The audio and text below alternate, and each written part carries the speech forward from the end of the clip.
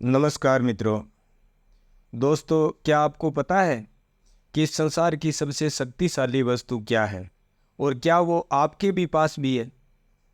और अगर है तो क्या आप उसका प्रयोग करना जानते हैं? आइए इस कहानी के माध्यम से इन बातों को समझते हैं। एक दिन गुरुकुल के शिष्यों में इस बात की बहस छिड़ गई कि आखिर इस संसार की सबसे शक्तिशाली वस्तु क्या है। कोई कुछ कहता तो कोई कुछ।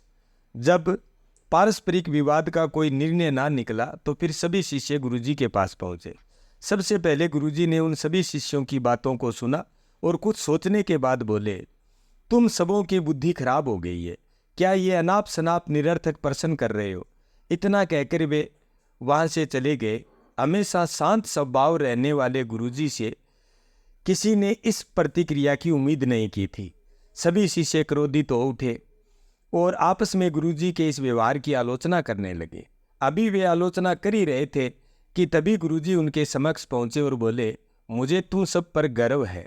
तुम लोग अपना एक भी क्षण व्यर्थ नहीं करते और अवकाश के समय भी ज्ञान चर्चा किया करते हो। गुरुजी से प्रशंसा के बोल सुनकर शिष्य गदगद हो गए। उनका स्वाभिमान जागृत हो गया और सभी के चेहरे खिल उठे। गुरुजी ने फिर अपने उन सभी शिष्यों को समझाते हुए कहा, मेरे प्यारे शिष्यों, आज जरूर आप लोगों को मेरा व्यवहार कुछ विचित्र सा लगा। दरअसल मैंने ऐसा जानबूझकर आपके प्रश्न का उत्तर देने के लिए किया था। देखिए, जब मैंने आपके प्रश्न के बदले में आपको भला बुरा कहा तो आप सभी क्रोधित हो उठे और मेरी आलोचना करने लगे।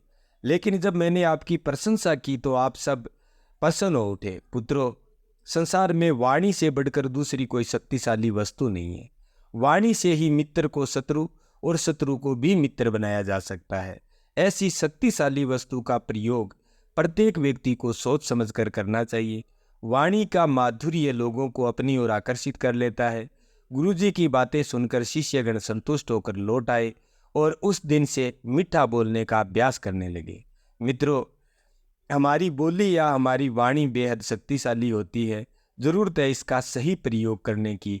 यदि हम अपनी बोली अच्छी रखते हैं और अपनी बात बिना औरों को ठेस पहुंचाए हुए कहते हैं तो यह हमारे व्यक्तित्व को संवारता है और हमें लोगों के बीच लोकप्रिय बनाता है। वहीं अगर हम सामान्य बात भी क्रोध के साथ कहते हैं तो ना हम ठीक से अपना संदेश दे पाते हैं और ना ही दूसरों के हृदय में अपने लिए कोई जगह बना पाते हैं। अतः हमें हमेशा सही शब्दों और सही लहजे का चुनाव करना चाहिए।